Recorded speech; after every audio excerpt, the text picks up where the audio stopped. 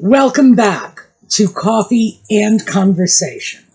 And for all you Audie fans, he is sitting right here at my feet.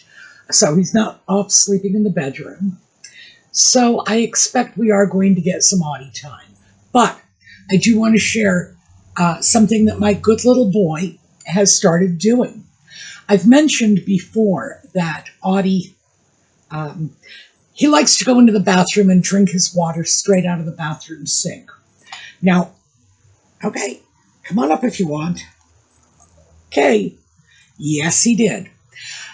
So my problem with that is I have to turn the water on for him, and then I either have to stand over him while he drinks it, or I go off and do something else, and I have no idea when he's left the bathroom and decided to stop drinking.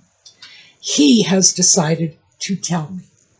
I am so proud of him because this is such a clever thing for a little cat with a brain the size of a walnut to work out. He goes in, he gets his drink. When he's through drinking, he hops off the bathroom counter, goes out into the hall, and then screams at me. So I know to go in the bathroom and turn the water off. Now, the first time he did it, I thought, oh, coincidence. Brain the size of a walnut, remember? So, no, this wasn't a plan, nothing like that. Well, he's done it about a half a dozen times now. So for the last week, whenever he's hit me up for bathroom water, he's let me know as soon as he's through. Haven't you? You are a good little boy. Yes. All right, turn around. Here, let me get that tail out of the way. Turn around so everybody can see what a pretty cat looks like. All right, there we go. Yeah, yes. Okay, I love you too. All right, I'm going to go put this bad boy down, give him some treats. We're going to watch the intro. We will be right back.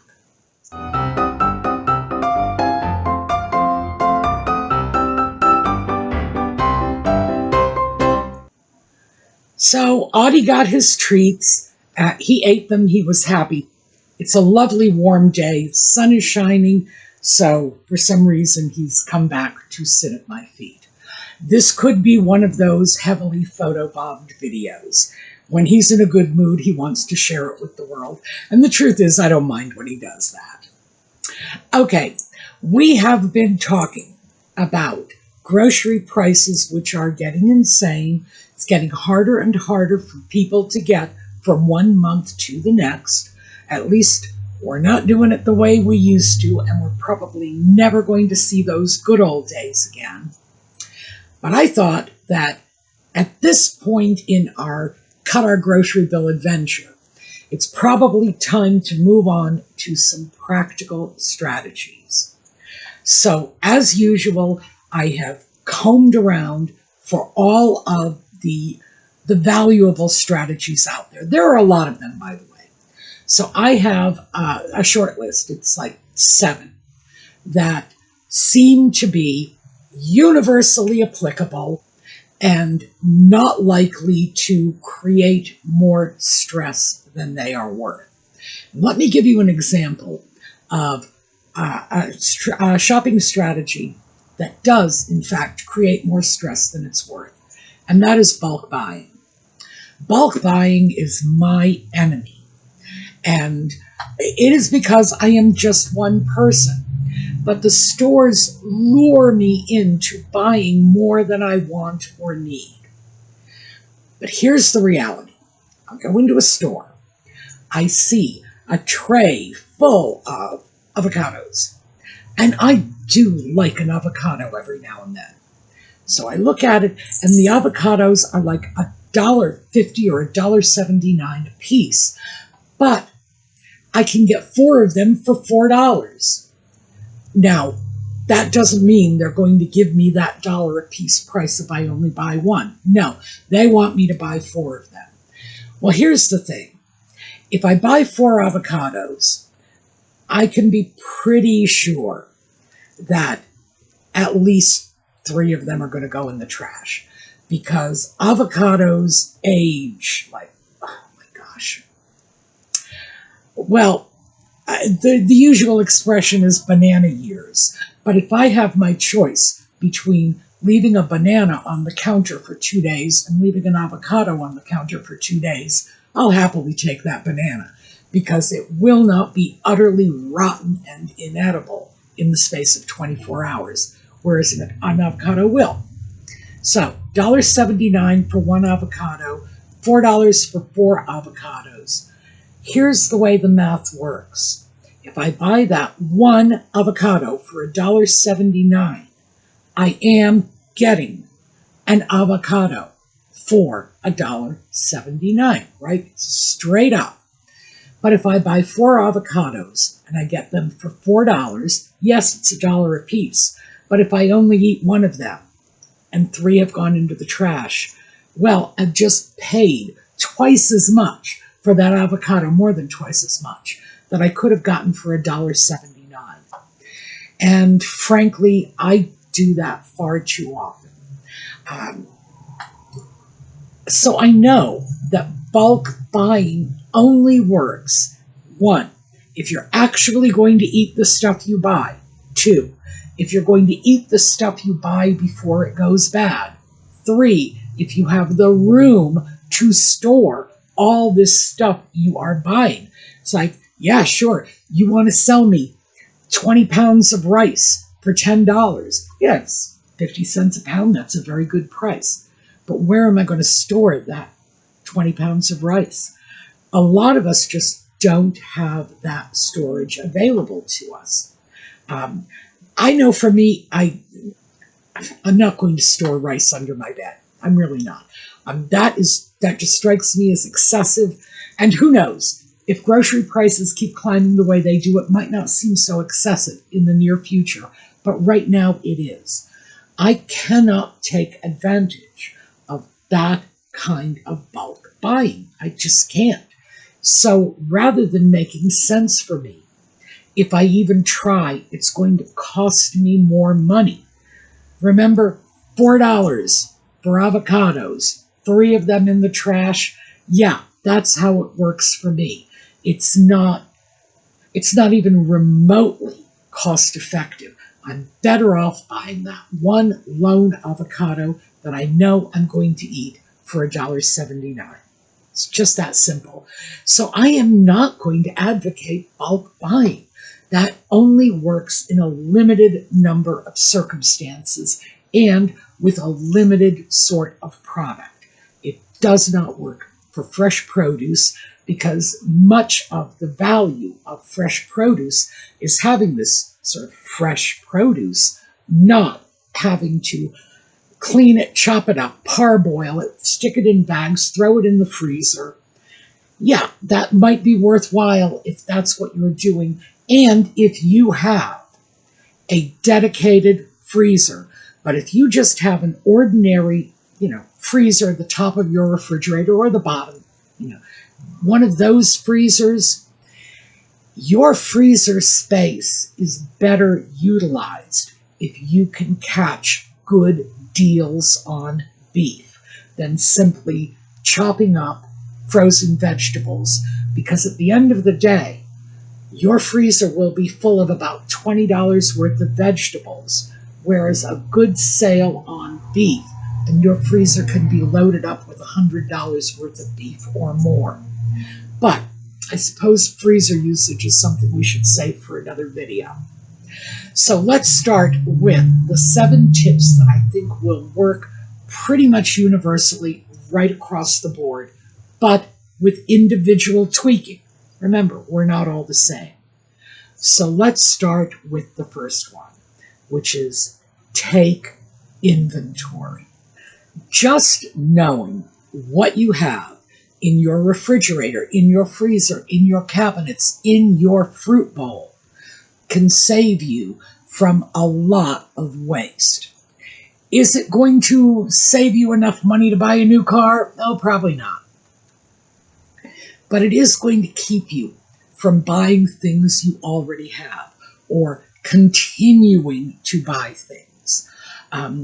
That's another one of my bugbears. I do sometimes get it into my head that I need something, and I will go to the store 3 or 4 trips in a row, come home with it.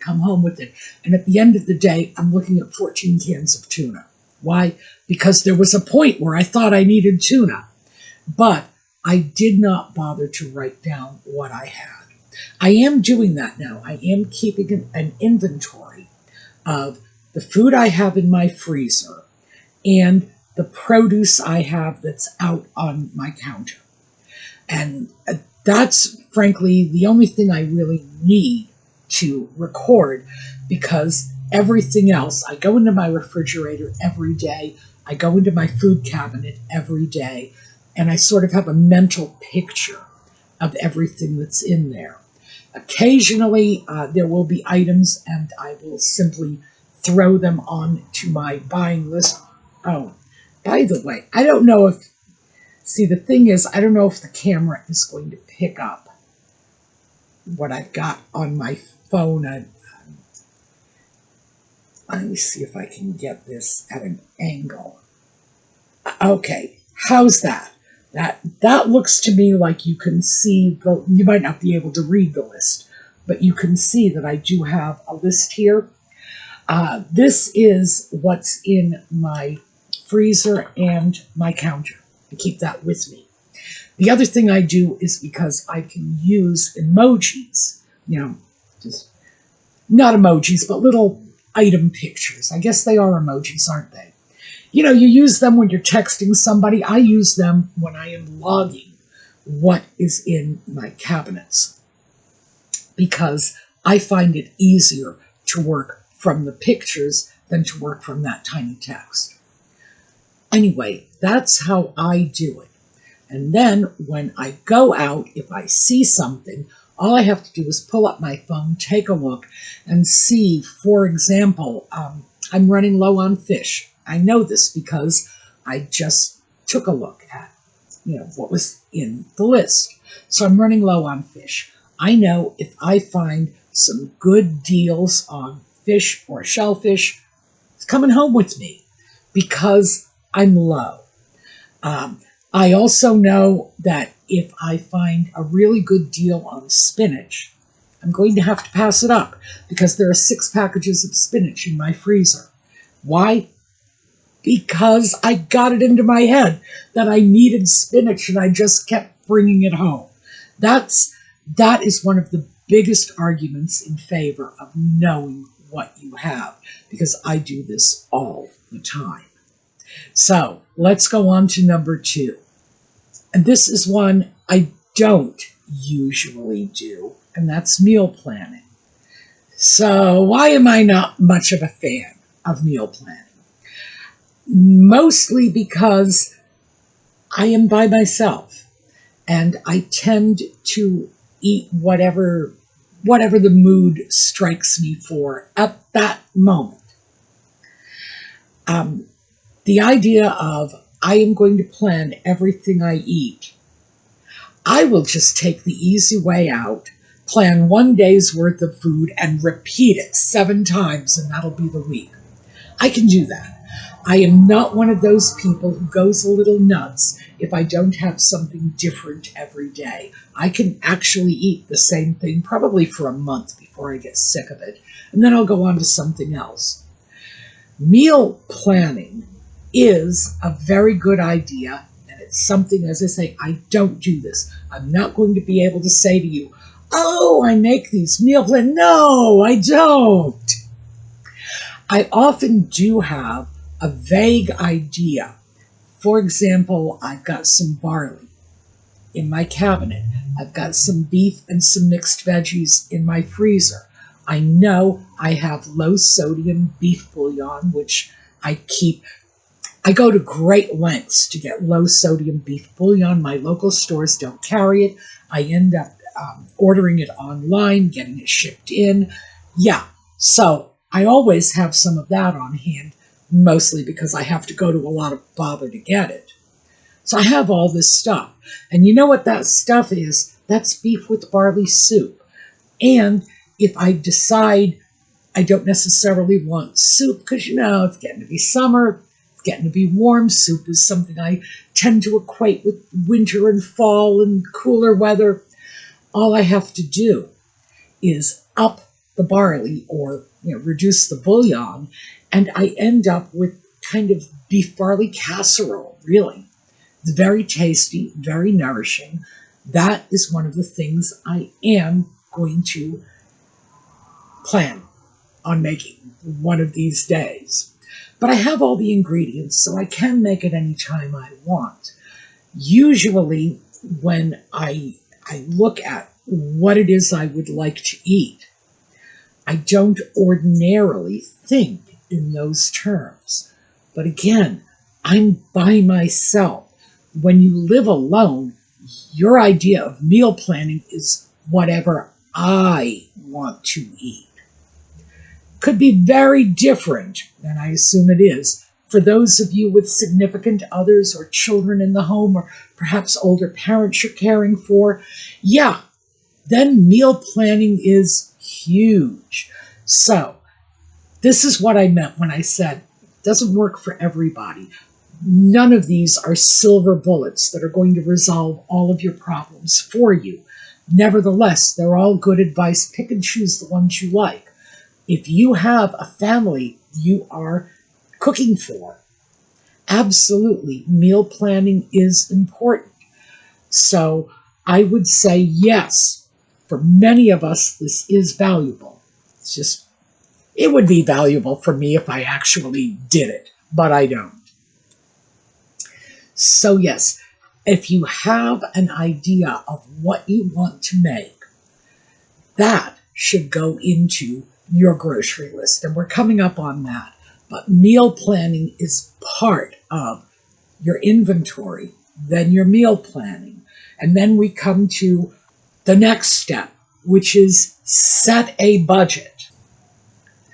This is becoming more and more important the higher those prices go up.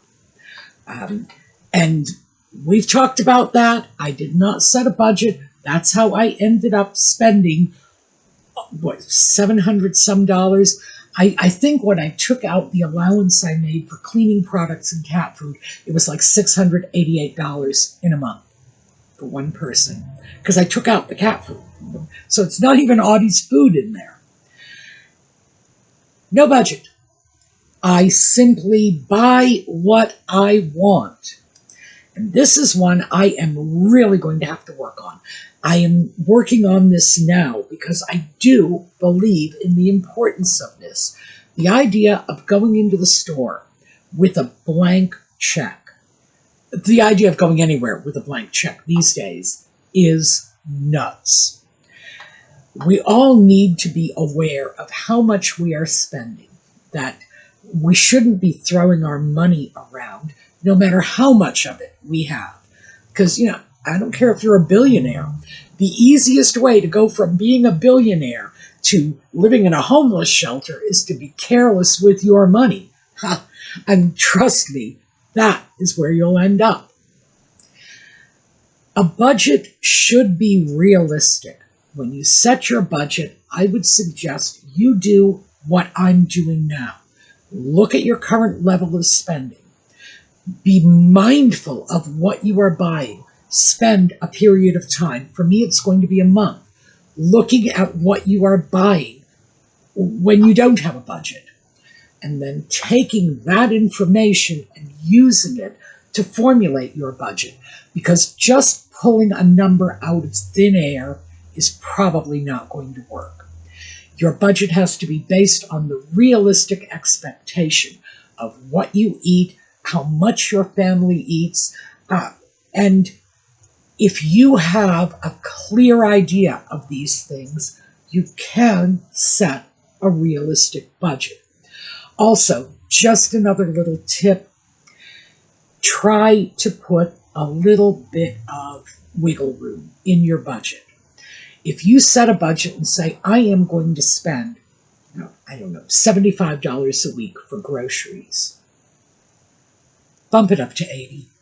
Give yourself the opportunity to buy a bag of potato chips or something that is fun if, in fact, that's where your tastes go. If you like potato chips, whatever, a little treat.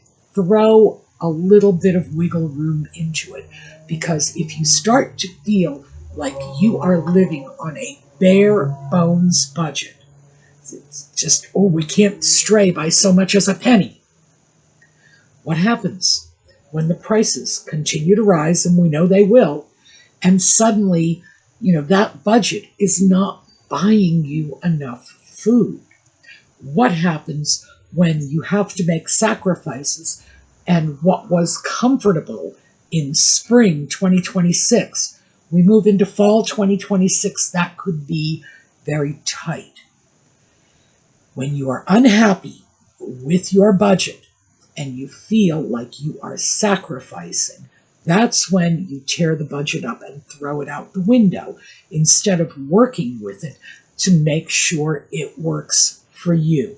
So don't come up with a budget that will make you feel deprived and strangled.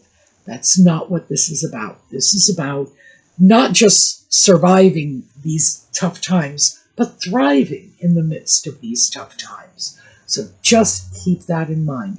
Make your budget realistic, but don't make it so tight that there's no room for a little treat here or there, so that, mom's birthday is coming up and you don't have enough room in your budget for a cake mix. Come on. All right, next up, and this one is really, really important. Write a list and stick to it. Writing a list is all well and good, but if you don't stick to the list, it's not really helping you. So when you create your list, and remember, we've got our inventory, we've got our meal plan, and that is going to allow us to create our list. And of course, the budget is going to help us keep that list in check. If you work from a list, you're less likely to buy impulse items. You're less likely to buy items you're not going to use. Crackers, that's my big one. You're not going to buy items that, you're buying, crackers because you're hungry. Emotional buying. You're going to go into the store, get what you need, and leave. And that makes your shopping productive. So I would say of all of the tips on this list, this is probably the most useful. Is this going to work for everybody? No, none of these are. Absolutely none of these are going to work right across the board for every single person. So I'm going to give you 7 of them. Pick and choose. The ones that work for you, you keep. The ones that don't work for you, just let them go. Because hopefully there will be something to make an improvement for everyone here. But this one, if I had to say there is one that comes close to being universal, it is writing that list. Because if you write the list, you've had time to think about it, you're not being blasted with all the bright colors and the, avocados, 4 for $4. You're not getting hit with that. You have reasoned this out. You have rationally examined your needs and written your list from it. So I think this could be the most valuable. And if you are willing to try even just one of these tips, I would say try this one first, because I'm pretty sure it will give you more bang for your buck than you really expect. So next up is unit pricing. Understand unit pricing. Now, we've all got a calculator. It's right here. It's in our phone. Goes into the store with us.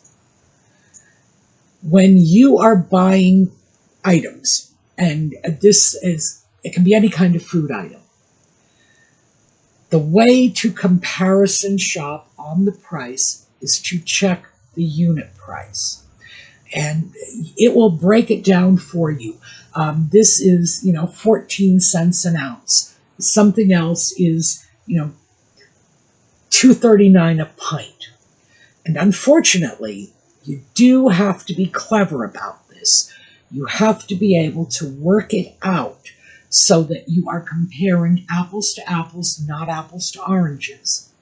If you go into the store and you are in the berry section, because customarily berries in the US are sold in pints or quarts.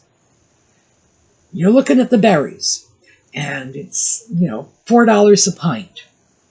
And you're thinking to yourself, oh, maybe I will get grapes instead. The grapes, however, are sold by the pound. Here's what you do. You're already in the produce section. Pick up that pint of berries, stick it on a scale. That's going to tell you how much that pint of berries weighs. Very simple. So then of course the conversions are very easy. If you want to know how much your berries cost per pint, weigh it. And then you have the total, and let's say that pint is 6 ounces. The total cost of the berries is $3. Take $3, divide it by 6, and suddenly you have a good working estimate at 50 cents an ounce of how much you're paying per ounce. You want to know how much it is per pound? You take that 1 ounce measurement, multiply it by 16, there you go. You can compare your berries to your grapes, even if they are unit priced differently. Now, personally, I would like to see a national law. I really would. I would like the FDA to enact legislation. I don't think they do. That's not the FDA's job. I want the master of the known universe, it's my cat, to create a law that says we have to use the same unit of measurement right across the board. That we cannot measure one in pounds or one in liquid ounces. That I'd like to see this standardized. But once you understand how it works, that's how you can compare prices. And that is going to lead us into our very next point, which is comparison shop. If you compare a couple of different brands of the same item,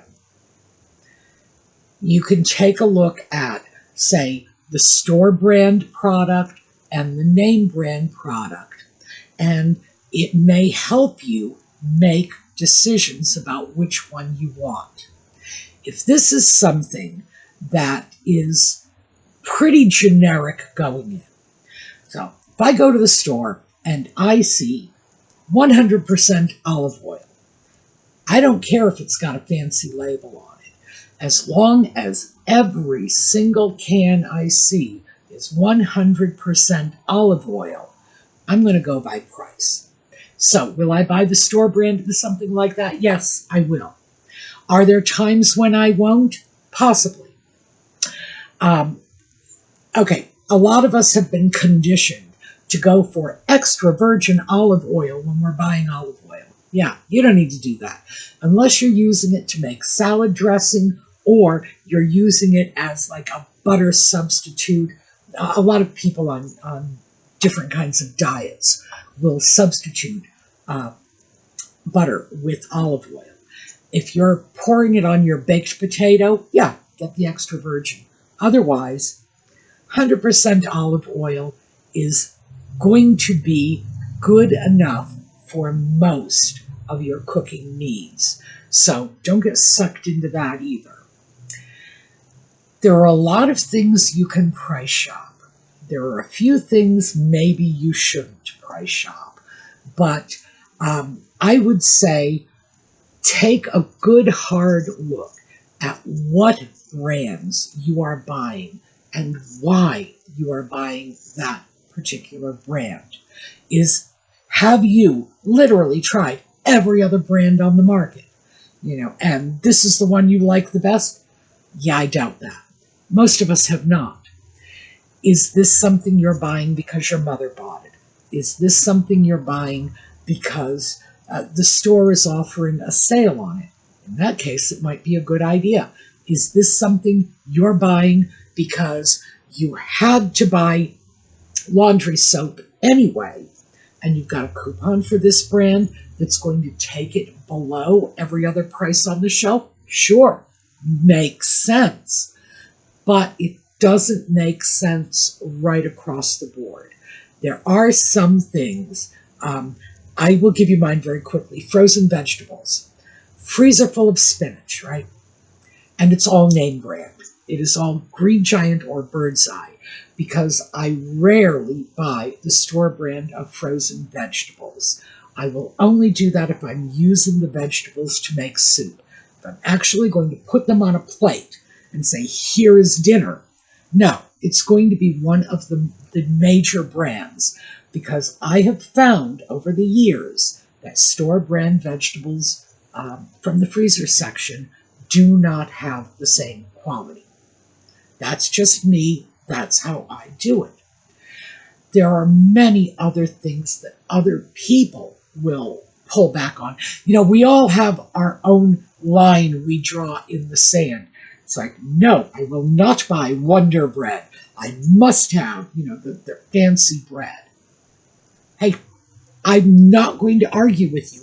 If you eat a lot of bread, maybe you really do need the fancy brand. If you go in, a lot of people will get their pasta sauces pre-made in jars.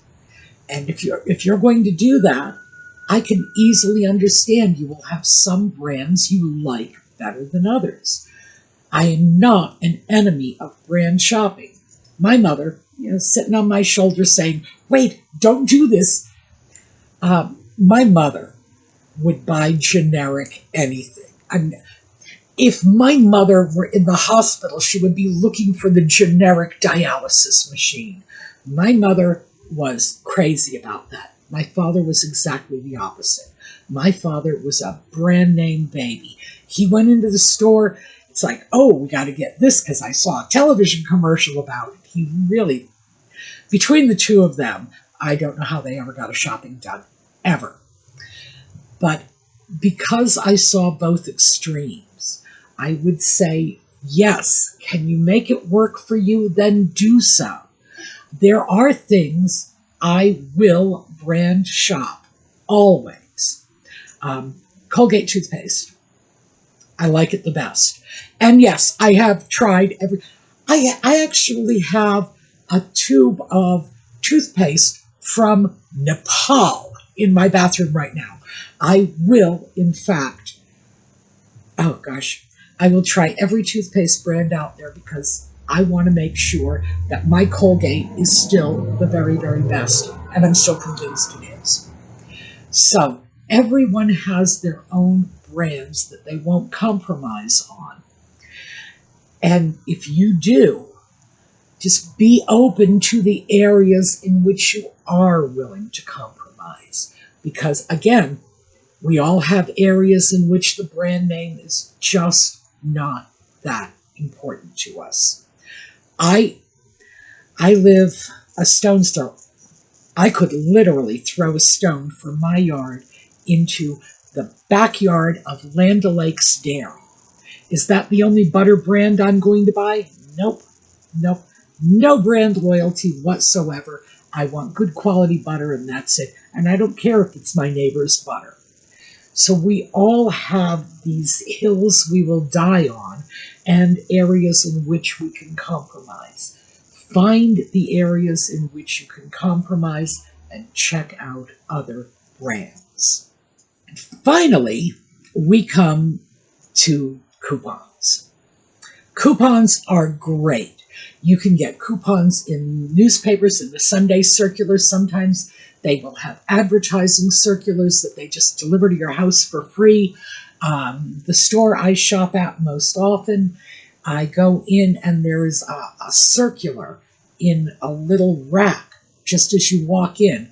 I grab the circular because they have some great deals on things I'm already buying.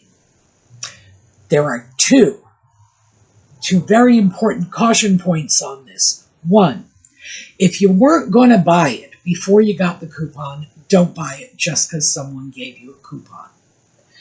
Remember, 30% off some price, no matter what that price is a lot more money than nothing, which is what you would have spent on it if no one gave you the coupon to begin with, because you weren't planning on buying it.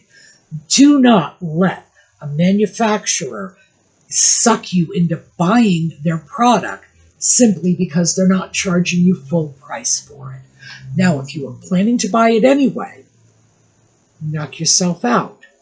And that brings us to point 2. Don't go crazy with the coupons.